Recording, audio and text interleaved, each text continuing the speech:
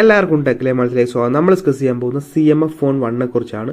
ഈ സ്മാർട്ട് ഫോണിന്റെ ഫുൾ സ്പെക്കും കാര്യങ്ങളൊക്കെ വന്നിട്ടുണ്ട്. ജൂലൈ 12 നമുക്ക് ഇന്ത്യയിൽ ലോഞ്ച് ആവുന്നത്.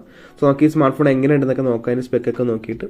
ഡിസൈൻ ബേസ് നോക്കുവാണെങ്കിൽ 8.2 mm ആണ് തിക്നെസ്, 197 ഗ്രാം വെയിറ്റ് വരുന്നുണ്ട്.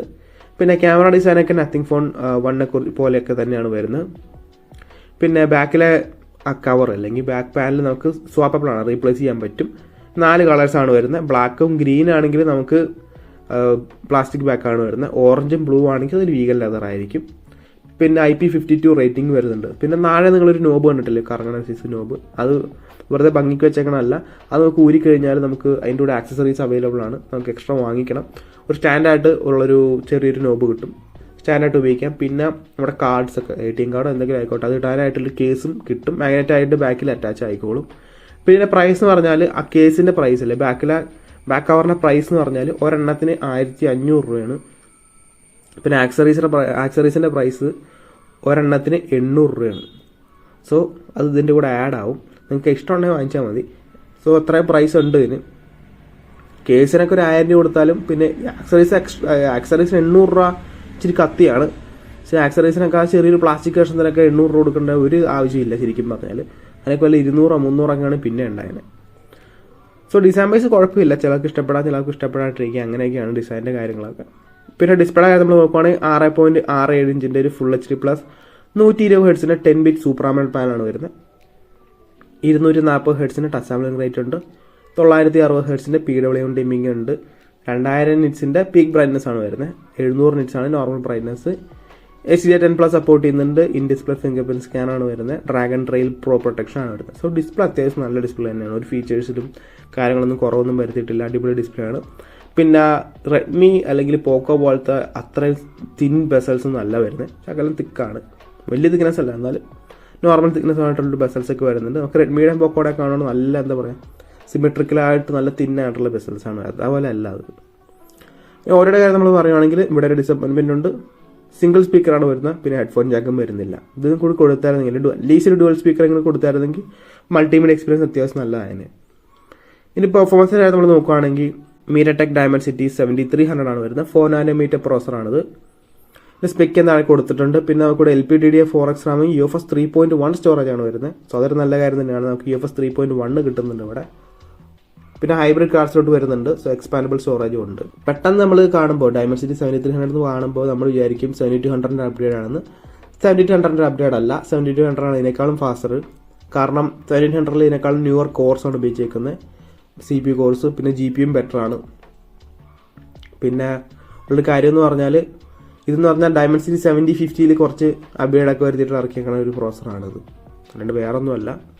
സോ Dimensity 7800 ഫോൺ നിങ്ങൾക്ക് ഈ പ്രൈസ് കിട്ടുവാണെങ്കിൽ അത് എടുക്കാനായിരിക്കും നല്ലത്. ഇനി ആൻറ്റിറ്റി സ്കോർ നമ്മൾ നോക്കുവാണെങ്കിൽ 6,34,847 ടോട്ടൽ. CPU 1,56,616, GPU 1,49,831. ഗെയിമിംഗ് എങ്ങനെയുണ്ടെന്ന് ചോദിച്ചു കഴിഞ്ഞാൽ BGMI-ലൊക്കെ നമുക്കൊരു സ്മൂത്ത് എക്സ്ട്രീം, പിന്നെ നമുക്ക് കോൾ ഓഫ് ഡ്യൂട്ടിയിലാണെങ്കിൽ 60 FPS കിട്ടും. വാർസോണിലൊക്കെയാണ് 30 FPS പ്രതീക്ഷിച്ചാൽ മതി. കോൾ ഓഫ് ഡ്യൂട്ടി ഗെൻഷിൻ ഇമ്പാക്റ്റ് ആണെങ്കിൽ ഒരു 38 FPS ഒക്കെയാണ് പറയുന്നത്. സോ ഗെയിമിങ്ങിന് അത്ര പറ്റിയൊരു പ്രോസർ അല്ല, എന്നാലും ക്യാഷ് ഗെയിമിങ്ങിനൊക്കെ ഓക്കെയാണ്. സോ ഗെയിമിംഗ് ആണെങ്കിൽ വേറെ ഫോൺസ് ഉണ്ട് ഈ പ്രൈസ് റേഞ്ചിൽ. ഇനി OS നമ്മൾ നോക്കുവാണെങ്കിൽ നത്തിങ് OS 2.6 ആണ് വരുന്നത്. Android 14 out of the box വരുന്നുണ്ട്. സോ നത്തിങ് OS ആൻഡ് തന്നെ ബ്ലോഡ് ബേഴ്സോ ആഡ്സോ കാര്യങ്ങളോ ഒന്നുമില്ല. ഫീച്ചർ റിച്ച് UI ആണ് വരുന്നത്. കാണാനൊരു വെറൈറ്റി UI ആണ്. പിന്നെ 2 വർഷം സ്റ്റാൻഡേർഡ് അപ്ഡേറ്റ്, 3 വർഷം സെക്യൂരിറ്റി അപ്ഡേറ്റ് ആണ് വരുന്നത്. സോ OSന്റെ കാര്യത്തിൽ അടിപൊളിയാണ്. ഇനി ക്യാമറയുടെ കാര്യം നമ്മൾ നോക്കുവാണെങ്കിൽ ഇവിടെ ഡിസപ്പോയിൻമെന്റ് ഉണ്ട്. സോ നമ്മളിനി ക്യാമറയുടെ കാര്യം നമ്മൾ നോക്കുവാണെങ്കിൽ നമുക്ക് ഒരു പ്രൈമറി ഒരു 50 MP f1.8 ആപ്ചർ വരുന്ന സോണി IMX 882 ആണ്. ഈ സെൻസർ തന്നെയാണ് IQ Z9 ഉപയോഗിച്ചേക്കുന്നത്. പക്ഷേ പ്രശ്നം എന്ന് പറഞ്ഞാൽ ഇവിടെ OS ഇല്ല. OS ഇല്ലെങ്കിൽ തന്നെ വളരെ ഡിഫറൻസ് വരും. ഒന്ന് ഡീറ്റെയിലിംഗ് കുറവായിരിക്കും, ലോ ലൈറ്റിലും വളരെ പ്രശ്നങ്ങൾ വരും. OS എന്തുകൊണ്ട് ഇവർ കൊടുത്തില്ല എന്നുള്ളത് എനിക്കറിയാൻ പാടില്ല എന്താണെന്ന്. കാരണം മറ്റ് ഈ പ്രൈസ് റേഞ്ച് വരുന്ന സ്മാർട്ട് ഫോൺസൊക്കെ OS കൊടുക്കുന്നുണ്ട്, പ്രത്യേകിച്ച് IQ Z9 ഇതിൻ്റെ കോമ്പറ്റീഷനായിട്ട് വരുന്ന ഫോൺ തന്നെയാണ്. പിന്നെ 2 MP ഡെപ്ത് സെൻസറാണ് വരുന്നത്. ഒരു അൾട്രാവൈഡും കാര്യങ്ങളൊന്നും വരുന്നില്ല. 4K 30 FPS ആണ് വരുന്നത്. Maximum 16 MP f2.0 selfie camera വരുന്നത്. 1080p 30 FPS. ക്യാമറ എനിക്ക് തോന്നുന്നില്ല അത്രമാത്രം ഒരു നല്ല ഫോണായിരിക്കും ക്യാമറയ്ക്ക് വേണ്ടി. OS കൊടുക്കുകയാണെങ്കിൽ ഇച്ചിരി പിടിച്ച് നിന്നാൽ. നമ്മൾ ബാറ്ററിയുടെ കാര്യം നമ്മൾ നോക്കുകയാണെങ്കിൽ നമുക്ക് ഒരു 5000 mAh ബാറ്ററിയാണ് വരുന്നത്. 0 to 100 ഒരു മണിക്കൂർ 10 മിനിറ്റ് ഉണ്ടാവും. 31 വാട്ട്സിന്റെ ചാർജറാണ് വരുന്നത്. പക്ഷേ ബോക്സിൽ കിട്ടൂല, എക്സ്ട്രാ പുറത്തുനിന്ന് വാങ്ങിക്കണം.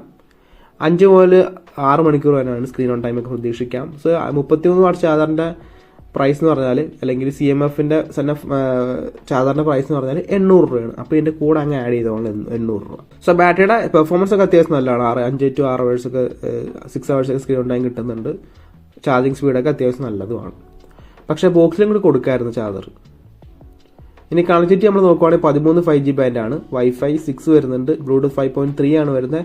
USB Type-C 2.0 ഹൈബ്രിഡ് കാർഡ്സിലോട്ട് വരുന്നുണ്ട്. സോ അത്യാവശ്യമുള്ള കണക്ടിവിറ്റി ഫീച്ചേഴ്സ് ഒക്കെ വരുന്നുണ്ട്.